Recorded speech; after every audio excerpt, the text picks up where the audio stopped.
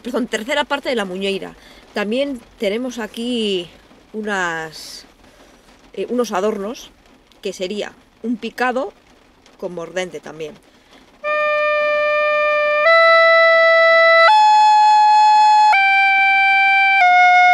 Eso sería muy lento.